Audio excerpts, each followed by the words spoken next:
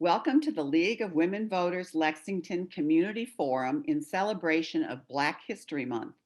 I am Mary Hughes, co-president of the League of Women Voters Lexington, and I am here with my co-president, Jennifer Jackson. Tonight's speaker is multidisciplinary artist and writer Frank X. Walker of the University of Kentucky. He is a professor in the Department of English and the African American and Africana Studies program. He serves as director of the MFA program in creative writing. He has been honored as the first African American Kentucky Poet Laureate. He is co-founder of the Affrilachian Poets and coined the word Affrilacha, drawing attention to the rich culture, history, and presence of African Americans in Appalachia. His other honors include a 2005 Lanyon Literary Fellowship in Poetry, the 2008 and 2009 Denny C. Plattner Award for Outstanding Poetry and Appalachian Heritage, as well as fellowships and residences with the National Endowment for the Humanities and the Kentucky Arts Council. In 2014, he was awarded the NAACP Image Award for outstanding literary work in poetry. He has lectured, conducted workshops, and read poetry at over 500 national conferences, art centers, and universities around the globe. He has degrees from the University of Kentucky and Spalding University, as well as 4 honorary doctorates from the University of Kentucky, Spalding University, Transylvania University, and Centre College. His poetry focuses on social justice and history, as well as multiple themes of family, identity, and place. He is the author of 11 collections of poetry. Tonight, he will be reading from Turn Me Loose, The Unghosting of Medgar Evers, and the recently published Masked Man Black, Pandemic and Protest Poems. The reading will be followed by questions and answers from our audience. We're honored to have Professor Walker share his work with us this evening. And now, Professor Walker. Thank you for that very kind introduction. I'm not sure what you expected, but it's not my plan to entertain you and then respond to questions at the end. What I would really like is for this to be an exchange. To that end, we don't have to wait to the very end for questions. In fact, I'd like to hear from you first. I'm real curious about where our train tracks intersect. I know from what I've read, how committed your organization is to voting and to getting as many people as possible involved in the democratic process in a nonpartisan way. But I'm curious as to how you might feel about the role of the arts and what you're committed to. How do you see the arts in general, writing, writers, poetry even specifically, how we might serve you or serve each other towards kind of a common good. And then I'm going to use your responses to help choose the poems I'll respond to. And we may go back and forth and do commentary poetry, so that it feels like a true forum and exchange and not an audience and somebody at a podium. So anybody in any order, where do you see the role of the arts and voting or promoting voting intersecting and serving each other towards a common good? I'm curious. I'll respond first, Professor Walker. I think when we are engaging in voter registration or trying to educate people about voting, I think it helps us understand kind of people's backgrounds, their history, their culture. I know we've talked in the League a lot about collaborating with very diverse groups.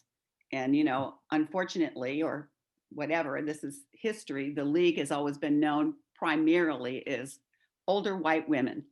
And it's actually for men and women and people from many diverse backgrounds. And we have tried to really broaden, especially, I mean, I think that the desire has always been there, but we've been trying to very actively collaborate with other groups in this area so we can have more diversity. And to me, arts just open up the world and tell you about people's feelings and their backgrounds. And I'll let somebody else talk. I'd like to just add a comment. Last year, when we were celebrating our 100th anniversary, we invited the Centennial Women's Chorus to join us. And to be quite honest, I was really touched because they did their homework and went back to the history of the songs that the suffragists used. And they used them as they worked, as they marched, and they they used familiar tunes and crafted new words for them that made sense with the suffrage movement. And they sang in the Capitol Rotunda, and it was just a very emotional experience. And it occurs to me that we don't tend to use the arts as much in our work, although I think every one of the League members that I know really appreciate the arts. But I hadn't thought about pulling the arts in to our work. And I think that's a really interesting idea that we should explore. So I appreciate that thought, just for starters. Well, thank you for both of those responses. That feels like an opportunity for me to enter, make a comment, and then share a poem or two. Because when I think about the whole topic, you know, it allows me to share my interest in history. You know, if there was no English department to major in, I probably would have ended up in the history department. I'm very interested in Kentucky history, civil rights era history, of American history in general. I think anybody who likes to read, you can fall down and land on a history book that has some interest to you and value. One of the poems I wanted to share from the collection called "Turn Me Loose, the Unghosted" of Medgar Evers deals specifically with voter suppression. And one of the things that I spent some time in dialogue with other people in small settings, just talking about what I didn't know about Kentucky. And it wasn't until, having the opportunity to read different voting laws and strategies in different states as we were leading up to the presidential election, in the whole year in advance of that, is what different states were doing to suppress voting, and how quiet that conversation has been in Kentucky, as if it was a problem south of here or in other places, but it was never a Kentucky problem. And then doing research and found out how big an issue or how much voter suppression has been used in the state and is still being used in the state, and wondering, whose responsibility is it to fix those things if you think they're broken. I think, they're a little unbiased, or very biased against certain groups, and intentionally so. I think it's been used as almost a weapon. But those are conversations that I don't think they're having in public schools, or maybe not even in private schools. And if not for the election, I don't even know if I would have been having that conversation with other people that I know, that I'm close to, whose opinions I respect. But I'm going to read a poem that reaches backwards in time to kind of give a setting for how far we've come, I guess I could say that, because we're not where this particular poem is set, you know. And I want to say in advance that one of the reasons I chose to read from this book that's about history is that because these are persona poems, and these persona poems are in the voices of individuals who participated in this particular history, they tend to have, or they're designed to have more emotional content than the historical representation of the same event. And it's by design. One of the things I've discovered as the author of now 5 books about historical events is that there are a lot of young people who are so distant from that particular time in history that they feel no emotional connection to it.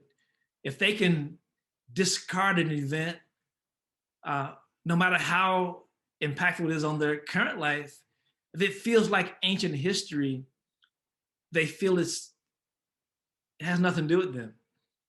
And the advantage of historical poetry is that it forces the reader and the listener into an emotional space where you feel like you didn't just hear about the historical event, that you felt it, you experienced it, that you tasted some of the joy, if that's what the poem is about, or some of the pain or horrors even.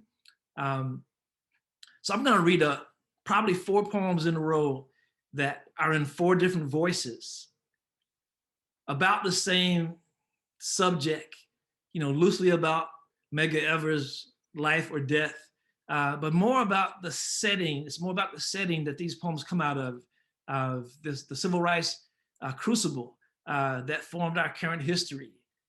For 18 and 19-year-olds, something they think of as ancient history, and it's easy for them to discard. But I think if we could change that somehow and make them feel something about this important time in history, it might change their attitude about voting in general.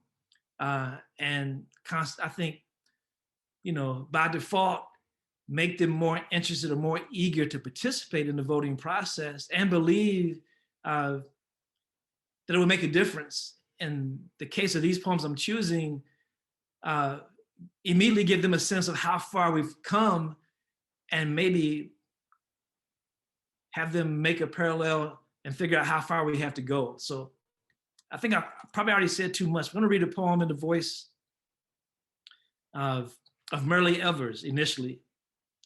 And then I'm gonna read a poem in the voice of Byron de la Beckwith, who was the assassin who killed Medgar Evers.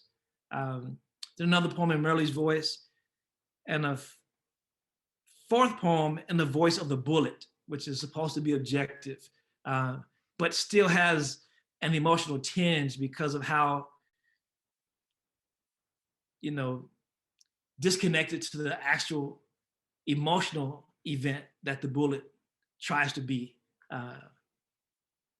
So if you sit back and accept these 4 offers. The first one is No More Fear. And this is Merle Evers speaking.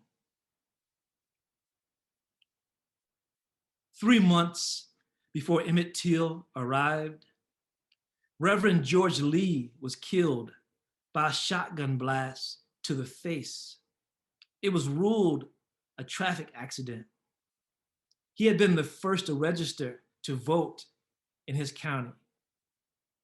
1 week before Emmett Till arrived, Lamar Smith voted in the Democratic primary and was shot at high noon in front of the county courthouse. There were no arrests. Medgar cried when he heard about young Till. Then he dressed as a sharecropper, helped find witnesses, and smuggled them out of town for their safety. When Uncle Mose stood up in court, pointed right at J.W. Milan, identified him as the killer, we thought the air would split, but it didn't. Instead, a seam opened up in that place where we kept all our fears. This poem by Dela Beckwith is called Afterbirth. And there was an undercover FBI agent that testified against him in the third trial. And it was a third trial that ultimately found him guilty and sent him to prison. But by then he was an old man. I mean, he was, you know, I guess at almost 60. That doesn't seem very old. But having lived his entire adult life free and bragging about having killed Medgar Evers, he didn't have to pay for it for more than 40 years. And he had bragged about it and said that it was no more difficult than what women endure when they give birth to children. And for me, you know, I recognized that he was comparing taking a life with giving life. And he didn't see any problem with that. And it said a lot about him. So this is called Afterbirth, in the voice of Byron Dela Beckwith, the assassin of Medgar Evers. Like them, a man can conceive an idea, an event, a moment so clearly, he can name it even before it breathes. We both can carry a thing around inside for only so long, and no matter how small it starts out, it can swell and get so heavy, our backs hurt, and we can't find comfort enough to sleep at night. All we can think about is the relief that waits at the end. When it was finally time, it was painless. It was the most natural thing I'd ever done. I just closed my eyes and squeezed, then opened them, and there he was, just laying there, still covered with blood, but already trying to crawl. I must admit, like any proud parent, I was afraid at first, afraid he'd live, afraid he'd die too soon. Funny how life and death is a whole lot of pushing and pulling, holding and seeking breath, a whole world turned upside down until somebody screams. I'm going to follow that with another poem in Merle's voice. And this imagines she's actually speaking to Dela Beckwith's first and second wives. These women were, one of these women were present at all three trials and sat right behind him in the audience.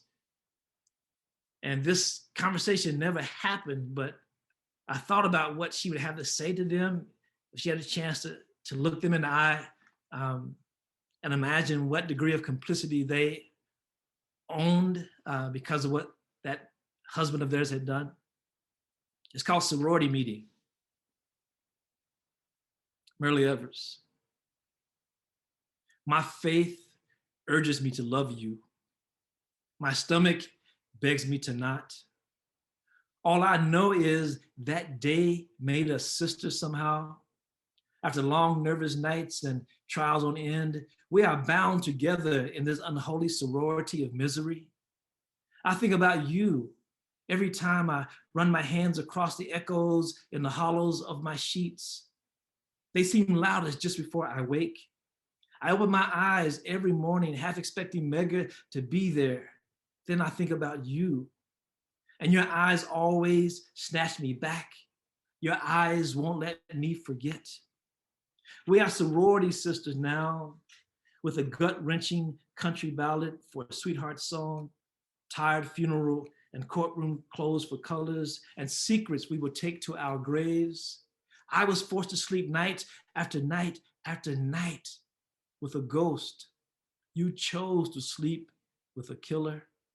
We all pledged our love, crossed our hearts, and swallowed oaths before being initiated with a bullet. And finally, from this particular book, a poem in the voice of the bullet. It's called 1/3 of 180 grams of lead. And that's actually what the bullet fragment weighed when they found it in the kitchen of Medgar Evers' house. You know, he was assassinated in his driveway, and the bullet went through his body and into the house and through an inner wall and landed in the kitchen, ultimately. The bullet. Both of them were history. Even before one pulled the trigger, before I rocketed through the smoking barrel hidden in the honeysuckle, before I tore through a man's back, shattered his family, a window, and tore through an inner wall, before I bounced off a refrigerator and a coffee pot, before I landed at my destined point in history next to a watermelon. What was cruel was the irony, not the melon, not the man falling in slow motion, but the man squinting through the crosshairs, reducing the justice system to a small circle, praying that he not miss, then sending me to deliver a message, as if the woman screaming in the dark or the children crying at her feet could ever believe a bullet was small enough to hate. So I offer you those 4 poems as kind of an opening that begins in this space that comes from this very dark episode in American history as a potential entryway into inviting more participants into the process, to broadening the age range of members even, because I think young people have this idea that it has nothing to do with them. And if we could fix that part of it, we can make them emotionally concerned or get them emotionally invested. And I think that's one of the things that the arts can contribute. I'm glad that musical event happened for you guys and gals. But, I think if they have an emotional detachment as a consequence of the absence of the arts, then I don't know if we would ever get them fully committed or engaged in anything that deals with change, because it's just too comfortable from my point of view to ignore something if you aren't moved by it or emotionally invested, because from that space, it's easier to figure out for them if they care at all, I think.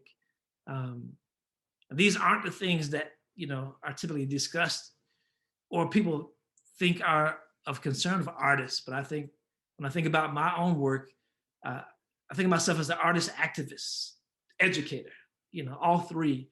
But I can't separate them from each other. They all work collaboratively to try to make a difference. At least that's my hope. So I'm going to pause there and then pass the ball back to you guys. If there were other comments about the potential use of the arts and the work that you're doing, or even successful models of it you've seen, or if there's a better strategy to get young people involved in the voting process, that might include taking them downtown to see that beautiful new statue, if it's considered a single statue with all those women up there.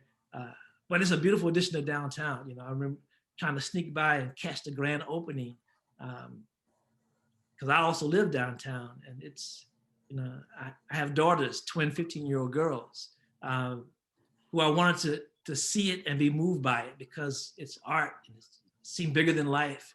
And one of them is a visual artist and the other is a musician. And I just feel if we can get young people to feel something, it'll make a difference in whether or not it sticks with them or not. If that makes sense at all. Okay, your turn. I'll say something. It's Okay. Nancy Barnett.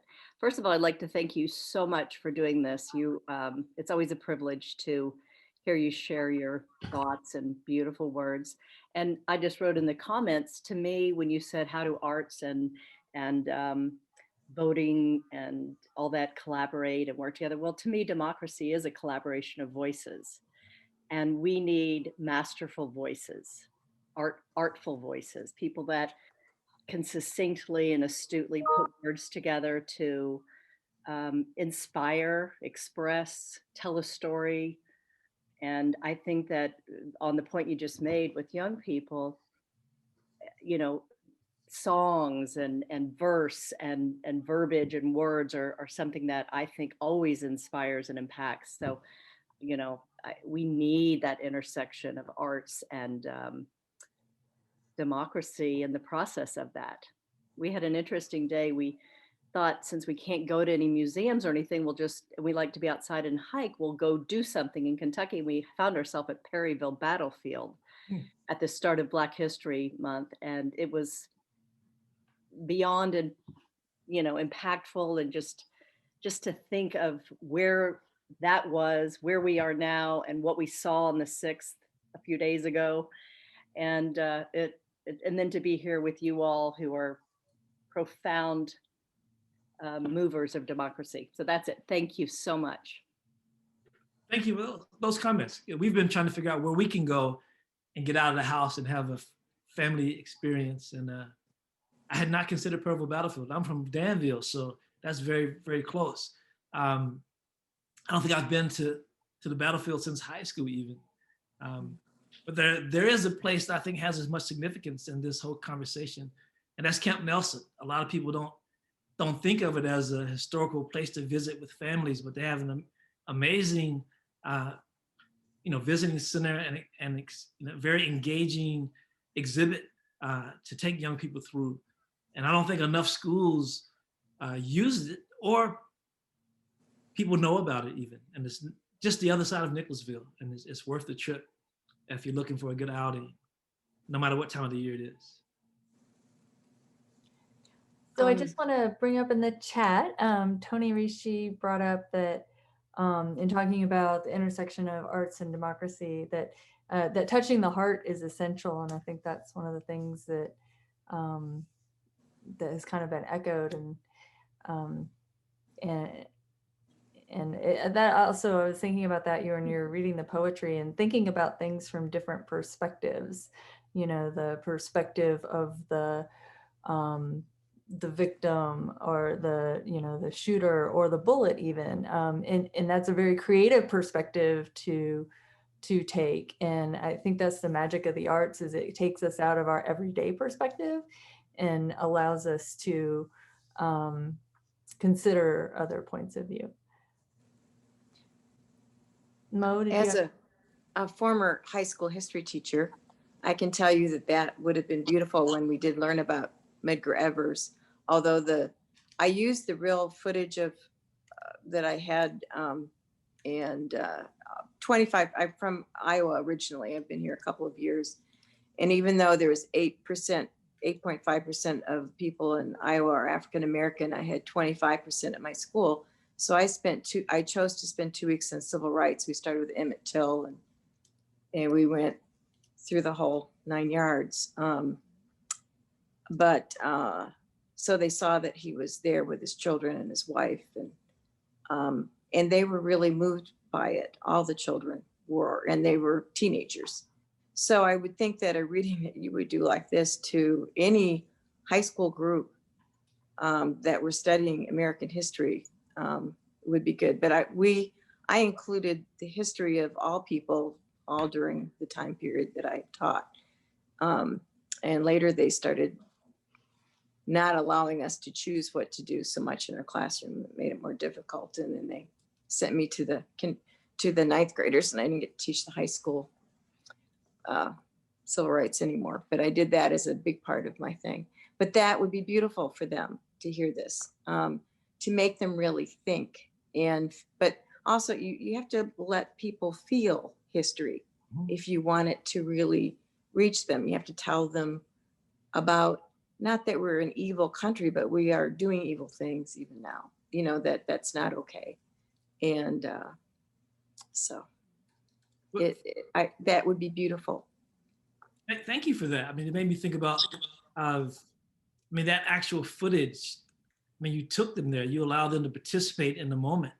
And that's so different from what happens when they just read the historical account in this one-dimensional space. It's a flat page, and then that's the experience. But seeing the footage and recognizing how human, these people are on the page, and since they have children, you start to break down those perceived or even believed differences when you see that, he also had a wife, he also had children, and they had siblings, and imagine how it might have impacted them individually, or as a family was broken up in this moment. I think it's the thing that the arts adds, I think. So kudos to you for recognizing that you can make that a more believable experience for them. I bet you none of those students would miss that on a game show if they had to answer. If the question was, Meg Evers.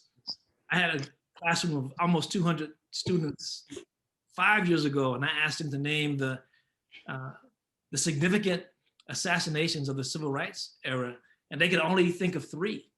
And you can imagine which that was, JFK, MLK, and Malcolm X. And they didn't know anything about Medgar Evers. I said Medgar Evers, and you can see the look on their faces. And to make sure that I didn't misperceive what I thought I saw, I checked out a few middle school and high school textbooks, and very few of them even mentioned Medgar Evers. No. And the teachers I talked to did not spend 2 weeks on the civil rights era. I mean, it would take 2 weeks to get Medgar in. So they were covering the civil rights movement by introducing Rosa Parks and about Dr. King's I Have a Dream speech. That was the only speech. And shrinking both of those individuals and the movement at the same time. And so, they cheated those young people every time that happens. No, So with what you did in your classroom and all, I wish it was mandated in every classroom, but it's not. And it takes that kind of proaction to make it happen. it's really sad. The other teacher spent 2 days on civil rights at that particular time. He left the school, and then they switched me out of there. But I don't know. It's there's so many people that was almost their age. The 3 people that died, it was in Philadelphia, Mississippi. They were not much older than 16-year-olds that I was teaching. Emmett Till was younger than they were, and we saw the whole Emmett Till episode so they could know what happened. I just felt that it needed to happen, and now they've reduced what they teach in class to, because they have to have tests. It's pretty sad. But anyway, thank you. But if you could go, we do encourage people that are high school age to vote. And anytime you could talk to children about why it's important to vote, using civil rights, or watching how hard it was to get the vote, and still is. I think what you do would be wonderful. Thank you. Well, thank you. And I really believe we could make a difference, working together. I can imagine some kind of tour of downtown focused on the murals that are all in public art in Lexington, that ended with an event that included some poetry, that pulled young people from different spaces, that would bring kids in a space together that wouldn't ordinarily be in the same space together, different churches or different schools, public and private, almost forcing them to be in the same space and have conversations they've never had before, get them out of their comfort zones. And that's real teaching when that happens. And it's the kind of learning that sticks to your bones. You remember those things forever. You didn't just learn it for the test. It became part of your personal knowledge. So kudos to anybody who taught in the classroom even one day. Other comments?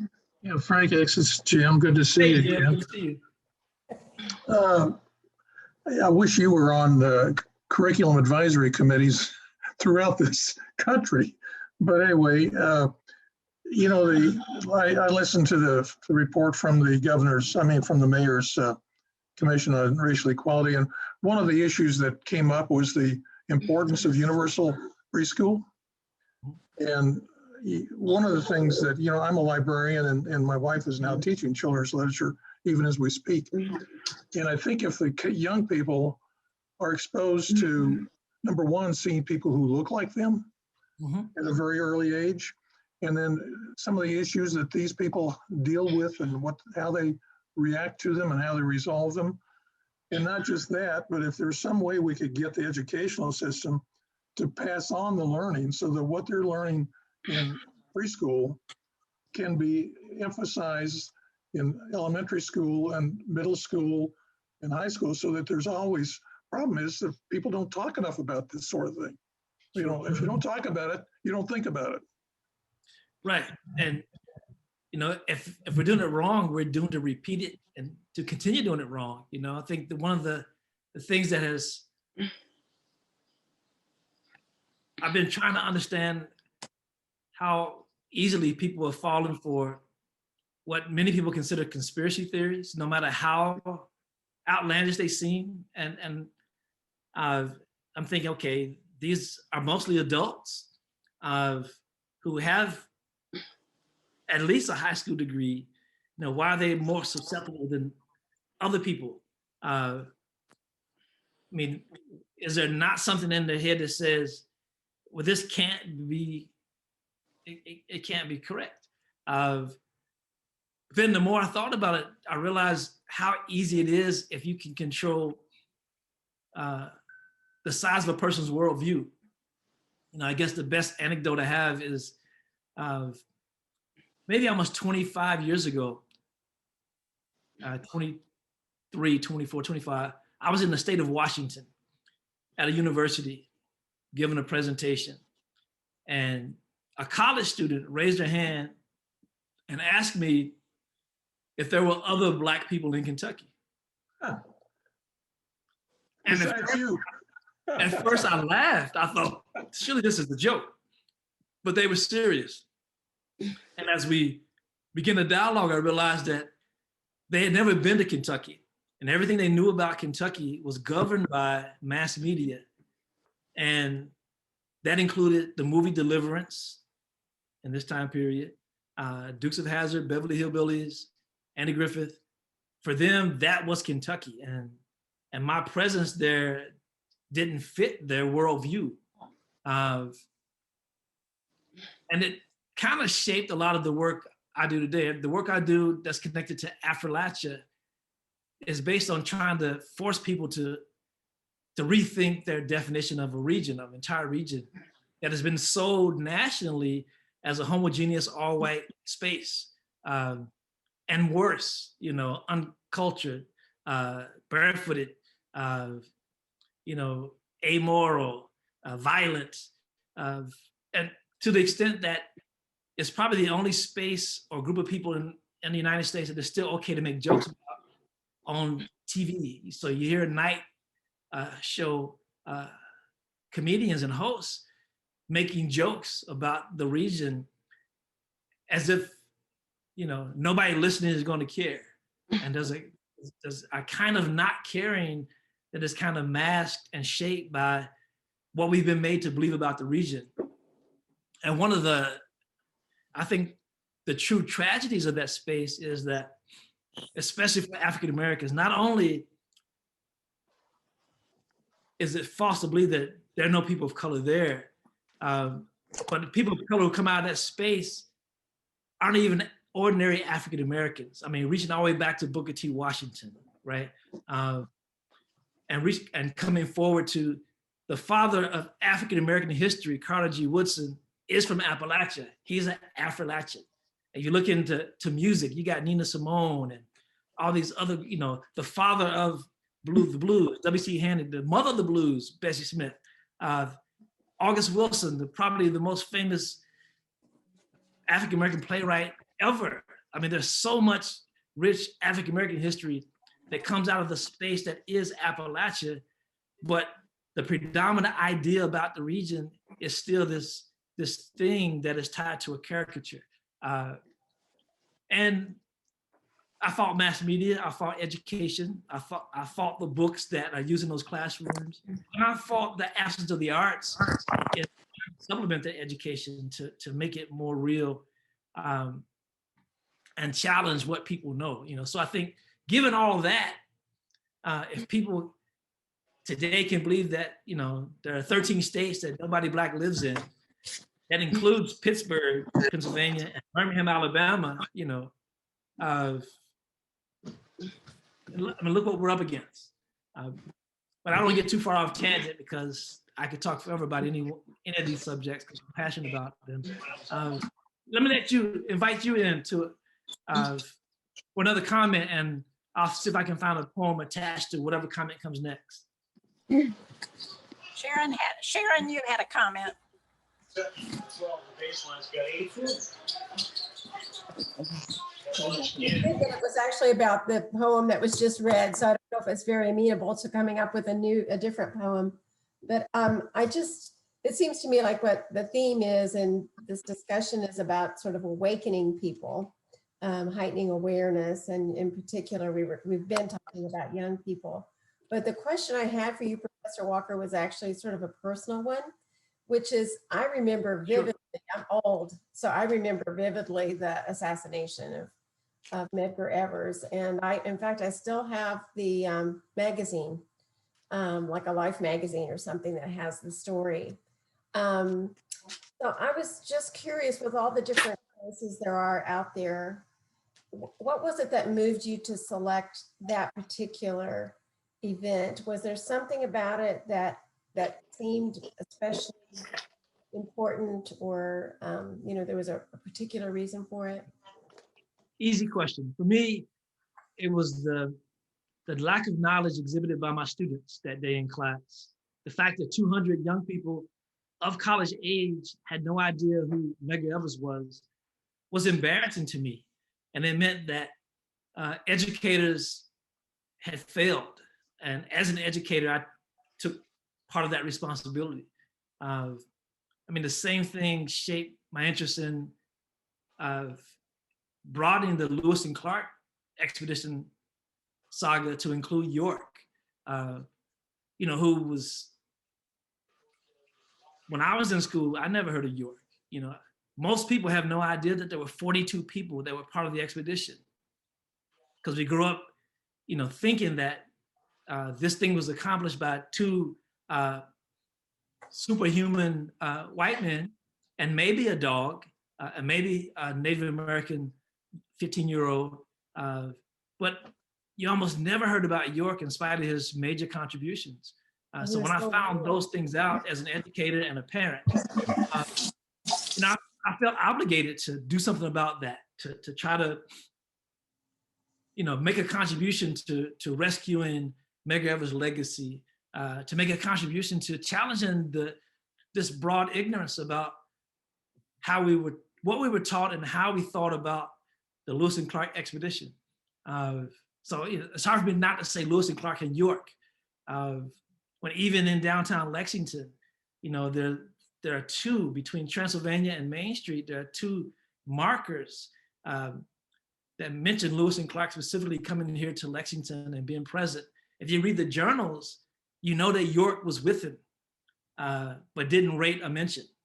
But it's not unusual for Kentucky. If you go to, the original site of Boonesboro, there's a big bronze monument, and it lists all the individuals who came as a, extension of the Transylvania Company, into the heart of Kentucky to found what was going to become what we know as Kentucky.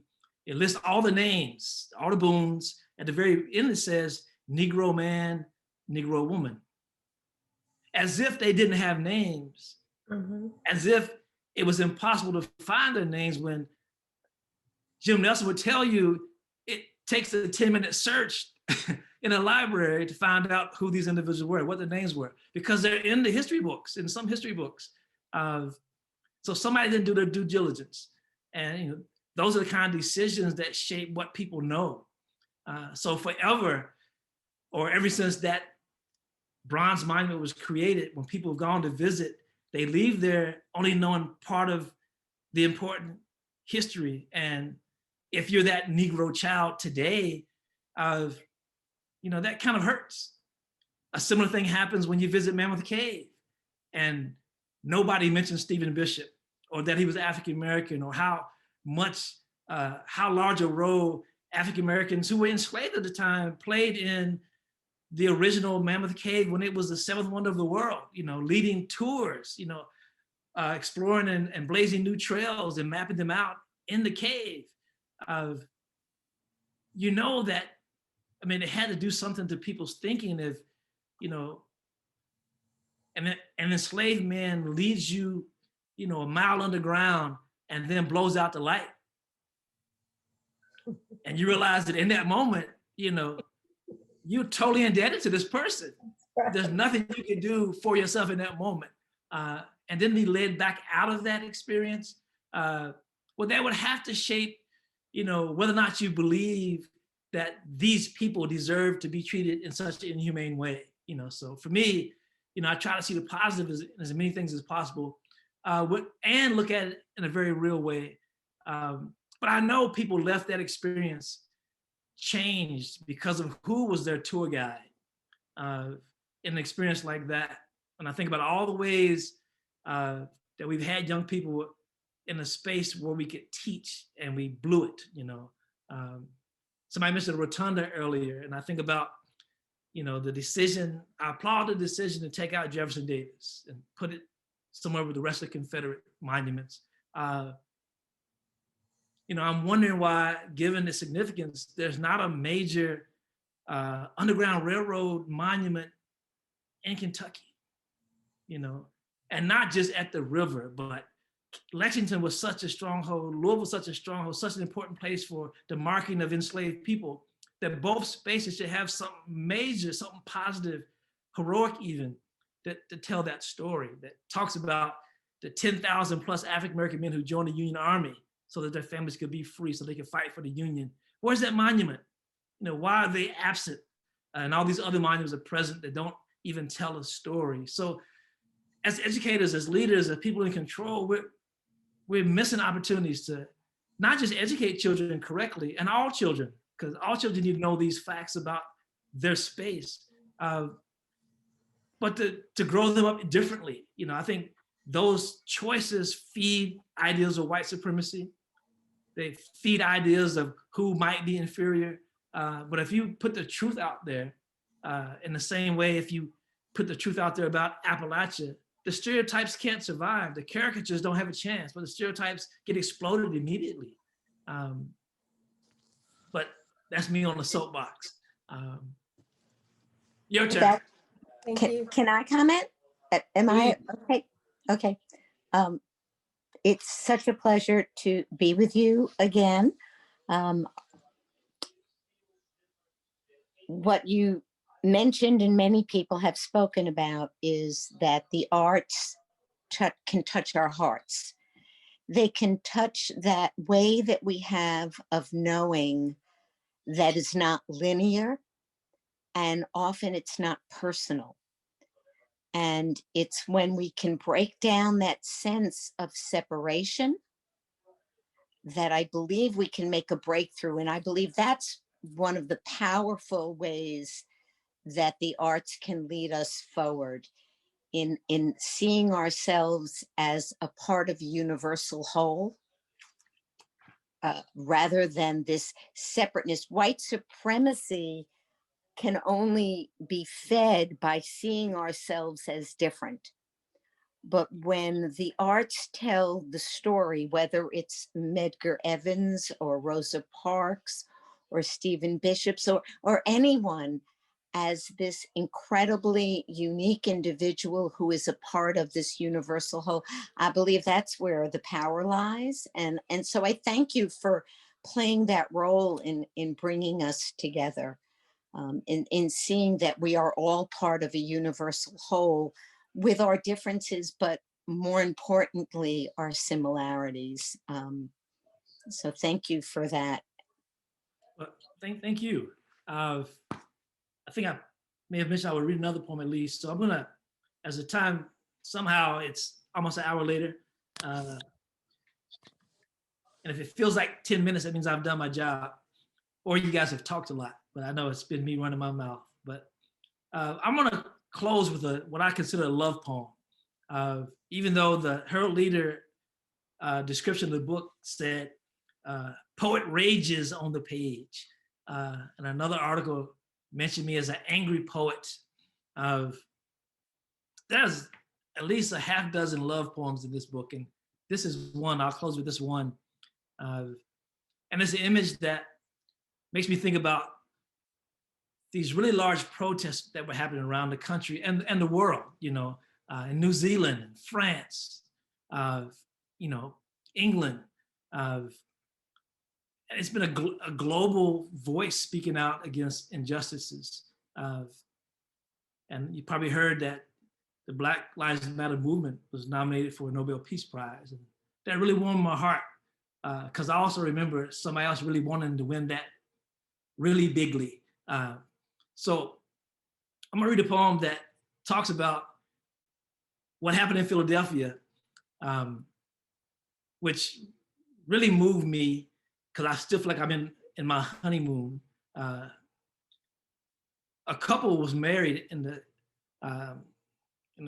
city courthouse, and they had on their tuxedo and wedding gown, and they walked outside and just joined the protest march. And I just thought that was so amazing, that as important as that day was for them, that forever for them as a couple, I mean, they have such a large story to tell to their kids and grandchildren.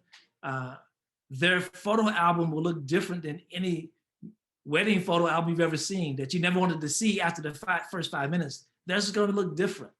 So I'm going to read this poem for Carrie Ann and Michael in Philadelphia, as a tribute to them, and as a challenge to those who are afraid of this book because they think it's just all angry love, all angry poems and raging poems.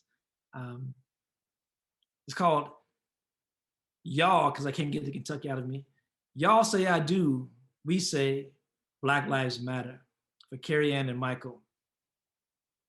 What a powerful way to say till death do us part, to stand in defiance of murder after murder after murder and still choose life together, to seal your vows and then march for all our promises into Philly streets swollen with protesters, where they replaced rice with tear gas and pepper spray. It still felt more like a large reception for freedom than a riot, resplendent in wedding gown and tuxedo, fists raised high to demonstrate that Black love is the liberation, married to the joy that fills your faces, thinking only of the honeymoon, where all couples know justice because Black couples know peace. So I'll leave you in that space with 3 minutes that I give back to you. And I hope this has been worth, your hour. And that, I applaud you for thinking that, given what you do, that there was still room in it to bring an artist in, to talk and share and to engage. And I hope you felt like this was engaging, that you weren't just being entertained, because that's never what I want to do. And I hope you remember these poems, or at least one of them, or the potential power of poetry. If you think about, if you want art to move somebody, moving somebody really just means changing their temperature. Even if you make them angry, you move them, right? Even if you make them feel joyous. So I think, great art moves people. And I hope that in every artist or artistic experience that you have the pleasure of seeing in person and via Zoom, that you're moved, and that you figure out as an organization how to use the arts to move people even faster and in larger numbers, to be more engaged in the democratic process, and to recognize the importance and history of voting in this country. Thank you. Thank you, Professor Walker. I just want to say, I wish we had a couple more hours to listen to your poetry, and I'm going to have to get some of your books. But one of the things I think you would be interested in, and these are two projects that we started last year and had to kind of shelve temporarily because of the pandemic. We have a voter registration for high school students called We Vote.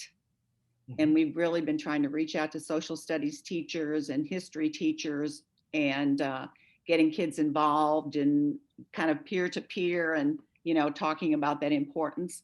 And also last year, we had a program on the Harvard University civics education, which is a participatory kind of history and civics learning. And we had sponsored a social studies teacher from Lexington, Stevie Lemons, to go to Harvard for this workshop. And it gives kids projects to do so they can actually learn how government works by doing it. So I thought you'd be interested in knowing about those, and we're going to hope to get that a little more widespread in Lexington and hopefully other places. But I loved your presentation. I wish we had more time for it. Your poems are There wonderful. was one more question in the chat box, just real quick. Could you please repeat the name of the last book that you read from? One of our attendees wants to know. There we go. Masculine Black Oh, go ahead. Protest and Pandemic Poems, available from Accents Publishing. Or you can really do me a favor, call Joseph Best and ask them if they have it. And they would tell you, we don't. We would stock it if more people were interested. Okay. We'll So do it. tell them that you just go to Barnes and Nobles if they don't have it, and until they put it on the shelf like they should. Yeah. Yeah, we should support our local artists and support our local bookstore. So it's a win-win for everybody. So yeah, Right. call Joseph Beth. Or ask Joe Beth and we'll call this a done deal. Guys. What is the Medgar Evans Eggers? It's called Turn Me Loose. Turn me loose. Unghosting Meg Evers. Yeah, all these are available. Just if you Google frankxwalker.com, or just, I hate to send more people to Amazon, but you could buy it at a discount and it'll be there tomorrow. Yeah. Well, we can make Joseph Beth buy it and get it to us. Do that for me, and Okay. you guys will be my heroes forever. Thank you so much for your time and for your poetry. It was wonderful. You're And welcome. we may be calling on you again to participate in maybe a tour of downtown or something like that. Let's make that happen. Thanks, guys. Take care. Hey, Charles. Thank you.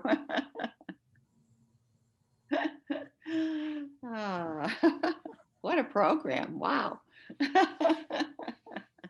And we will have this has been recorded. So if you came in late and you want to review the beginning of the program, it will be up on our website and also on Outreach Circle. You can join our Outreach Circle. I'll put a little link in the chat box. But it's an app and it's a good way to just kind of follow us and make sure that, sorry, I'm trying to type and talk at the same time, and find out what's going on. So for example, we have this forum. We also have the video from the Mayor's Commission on Racial Justice and Equality. And then also the actual report. So you can not only see the webinar for that, but you can also read the report. And so there's lots of information like that you can find there. Yes, Jen, I just wanted to say real briefly that next month, join us again because Melanie Beals-Goyne, who is a UK professor also, is going to talk about her new book, which is A Simple Justice, Kentucky Women Fight for the Vote. And I think it's going to be wonderful. I bought the book and I hope to read it soon. And she's going to talk about, Kentucky suffragists, so we can learn more about those people that nobody knows their name, but they were important to the movement. So I hope you'll join us. So go out to Outreach Circle or to the League website and register. Thanks, everybody.